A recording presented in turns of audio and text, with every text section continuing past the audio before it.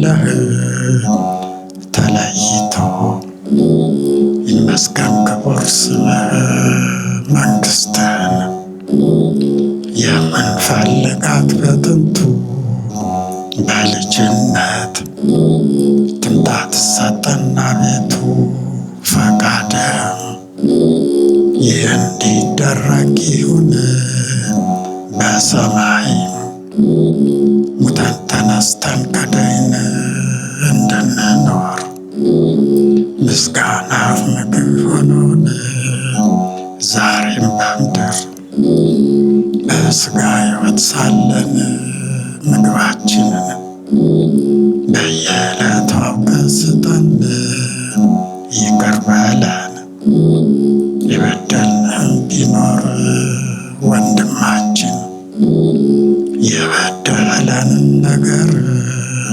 እንደ አቅማችን እኛም እንድንል ይቅር በገሃነም በክፉ ሁሉ መዓት አትጣለን፣ አድነን እንጂ ከሞት ይህችን መንግሥት የማያገኛት እልፈት ጌትነትም ከሃሊነትም ክብርም ናቸውና ያንተ ገንዘቦች ሁሉም ለዓለም ወለዓለመ ዓለም አሜን። የተላከው ቅዱስ ገብርኤል ከጌታ ሰላም ለኪ ብሎ በሰጠሽ ሰላምታ እኔ ባሪያሽ ልብሴን ስታጠቅ ስፈታ ሰላም ልልሽ ይገባኛል ጠዋት ማታ።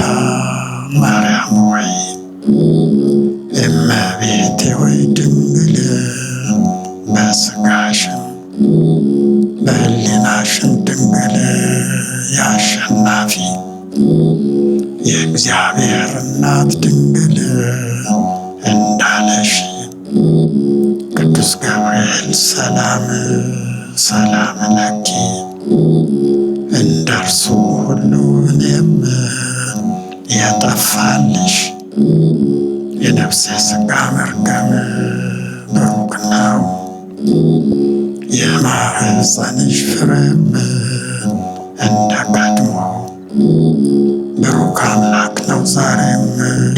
እግዚአብሔር ወልድ በመጣ ጊዜ ለካሳ እንበለ ዘር እንደ ንብና እንዳሳ ከነፍስሽ ነፍስ ከሥጋሽ ሥጋ ቢነሳ ደስ ያለሽ ወይ ጸጋን አግኝተሽ ከጌታ ደስ ይበልሽ።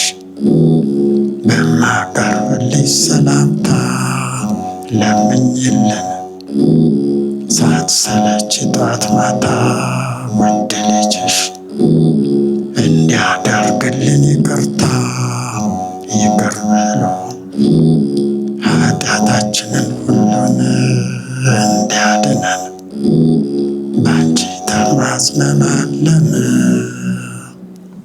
ይህን ይመስላል።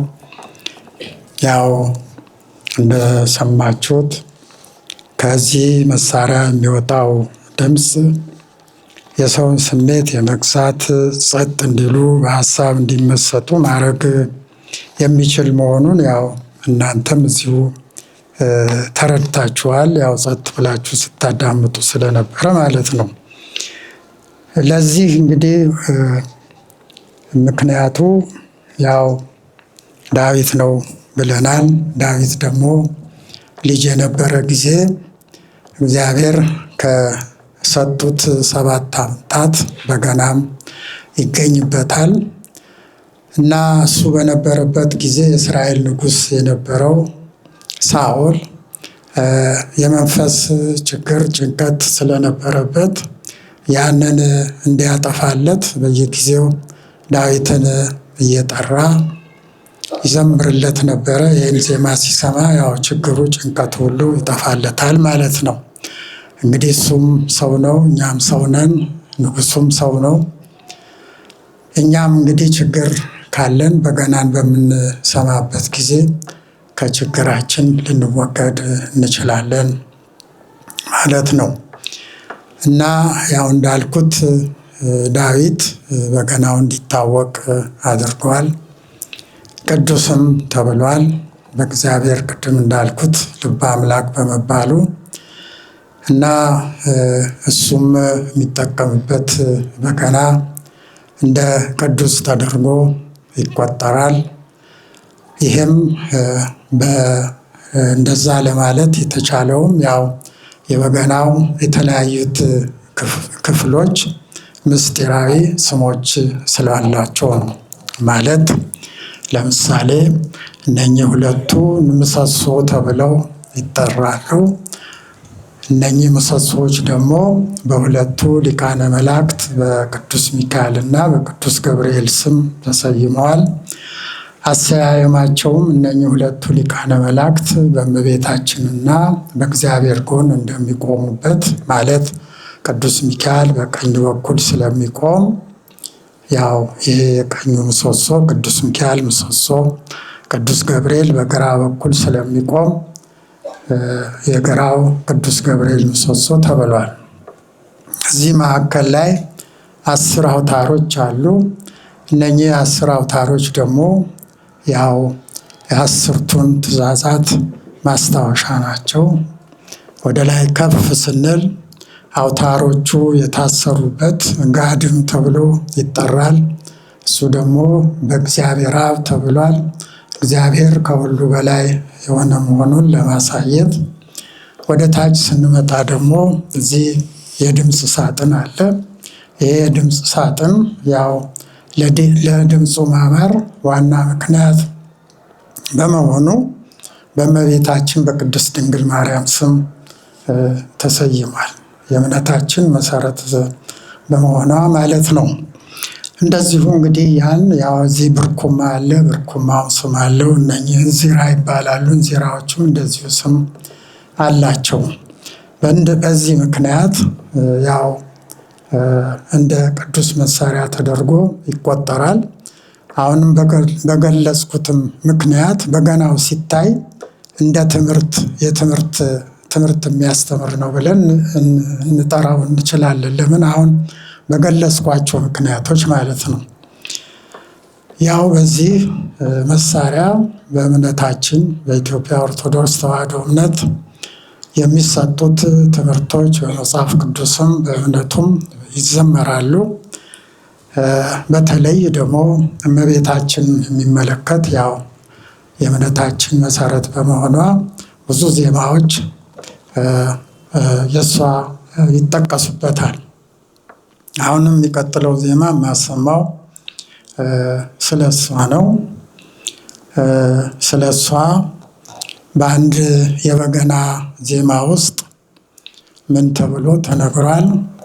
ከአድማስ አድማስ ወረቀት ቢሆን መሬት፣ ቀለም ቢሆን የ3 ወር ውሃ ክረምት፣ ብዕር ቢሆን የዚህ ዓለም ሁሉ እጽዋት፣ ቢጻፍ አያልቅም የተአምርሽ ብዛት ይላል። ከአድማስ አድማስ ወረቀት ቢሆን ማለት አድማስ ማለት ሰማይና ምድር የተገናኙበት የሚመስለው ቦታ ነው። ያንን እንደ ወረቀት ቢቆጠር ደግሞ በ3 ወር ክረምት ያው የሚዘንበው ዝናብ ወደ ቀለም ቢለወጥ በምድር ላይ ያሉት ዛፎች ሁሉ ወደ መጻፊያ ወደ ብዕር ቢለወጡ እንግዲህ እነኛ ሁሉ ተደርጎ ማለት ነው። ያው ድሮ እየተጠቀሰ ስለሆነ ይጻፍ እንደነበረው ስለ እሷ የሚጻፈው ተጽፎ አያልቅም ማለት ነው። ምን ያህል በእምነታችን ትልቅ እንደሆነች የሚታይበት ነው። በአሁኑ ዜማ ውስጥ በተለይ ቅዱስ ዳዊት በ150 መዝሙሮቹ ውስጥ እሷን በሚመለከት በገለጸው መሰረት የተዘጋጀ ነው። ማለት እሷ የእግዚአብሔር መገለጫ ነች በሚል በሰጠው መሰረት ማለት ነው።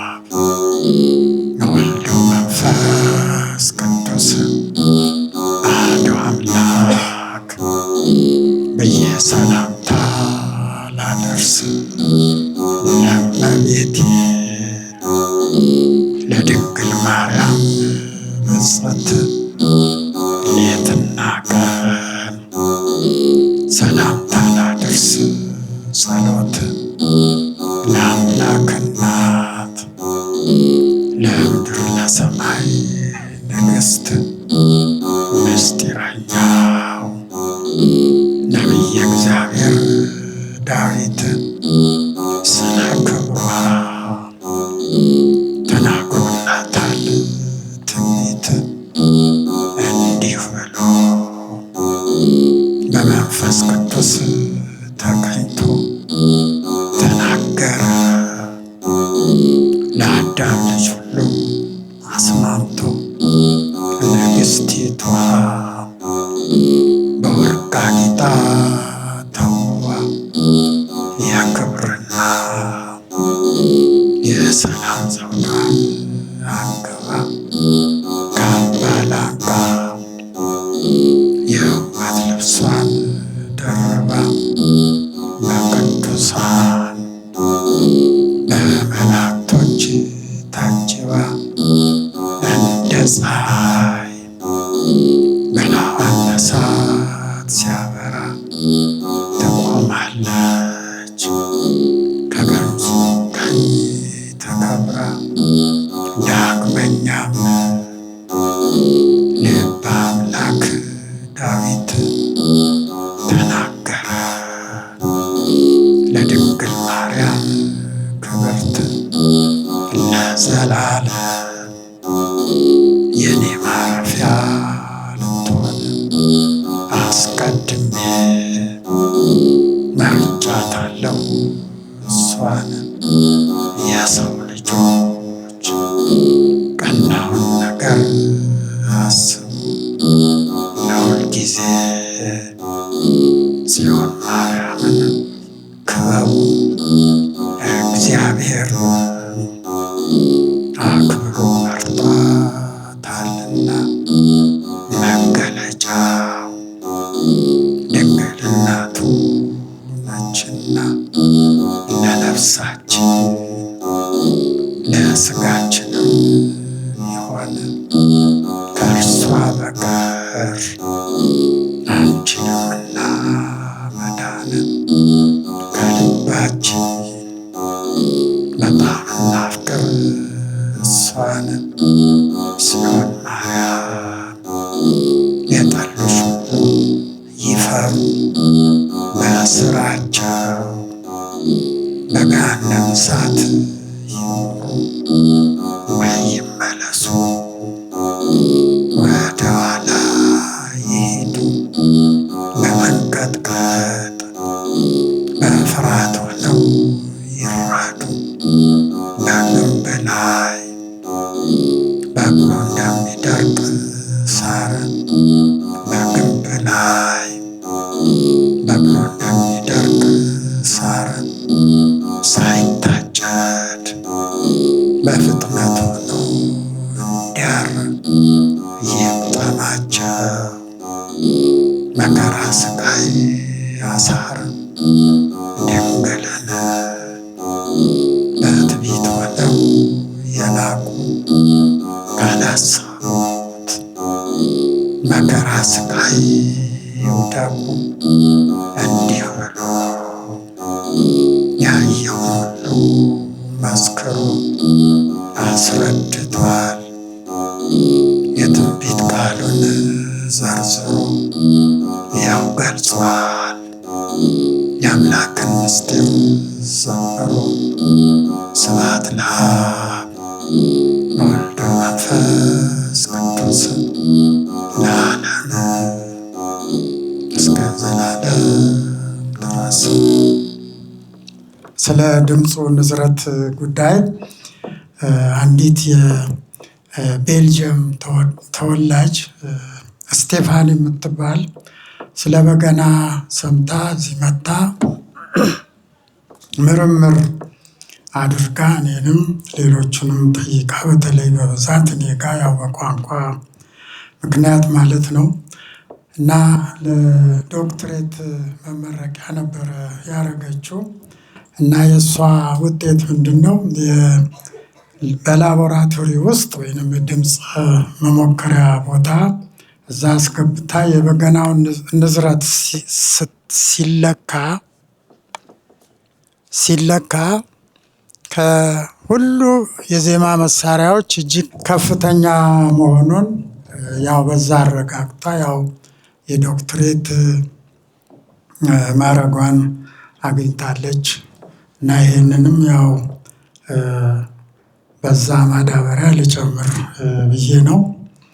ያው በበገና በሚዜሙት በቃሎቹ ብዙ መልእክቶች፣ ትምህርቶች ይተላለፋሉ እና አሁን ለማሰማት የመረጥኩት ያው በዐቢይ ጾም ውስጥ አንዱ ትልቅ በዓል የደብረ ዘይት ዕለት ማለት ነው። እግዚአብሔር ለመጨረሻ ፍርድ ወደዚህ ዓለም በሚመጣበት ጊዜ ስለሚሆነው ነገር የሚገልጸውን ነው እና አሁን ባለው ሁናቴ በምናየው ዓለም ላይ ይሄ የደረሰ የሚመስል ነገሮች ስላሉ ማለት ነው።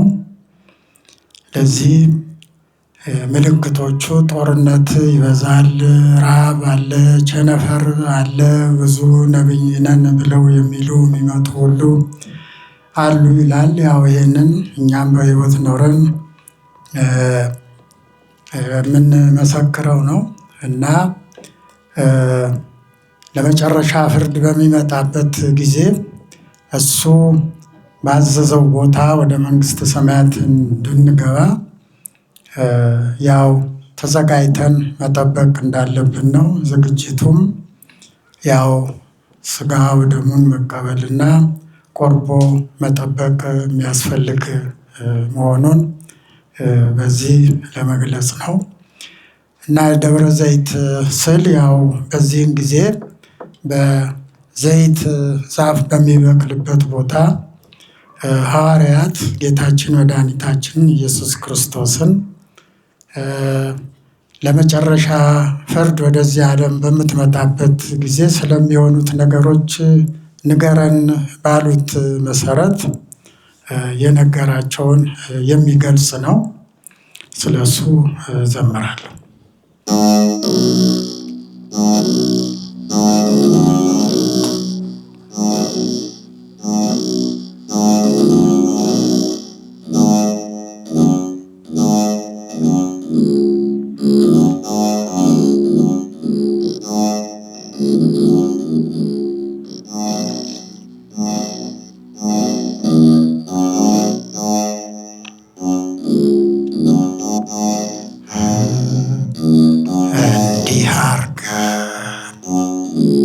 ስራውን ሁሉ አምነን እናምናለን፣ ዳግም ይመጣል ብለን። ነገር ግን ዳግም ይመጣል ስላልን ከጻድቃን ከመላእክትም የሆነ የሚያውቅ የለም። የሚመጣበት ቀኑን ባላወቅነው ባልመረመርነው ሰዓት ግሩም ሆኖ ይመጣል እንጂ ድንገት። መጀመሪያ የአዋጅ ነጋሪት ሲመታ ከያለበት ይሰበሰባል አንድ አፍታ አጥንታችን ትቢያ የሆነው አፈር እንጂ በበላው የተበተነው ከዱር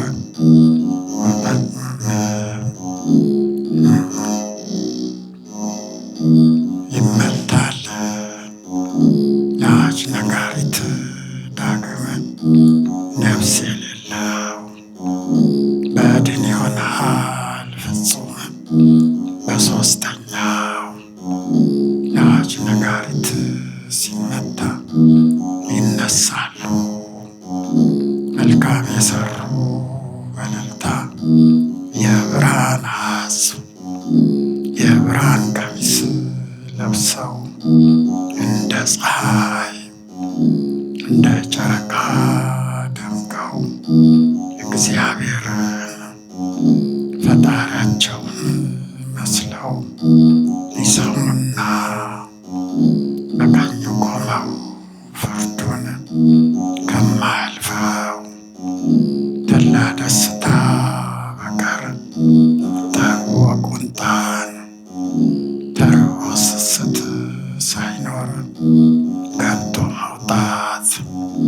አግኝቶ ማጣት ችጋር የሌለባት ደገኛይቱን ሀገር ይወርሳሉ።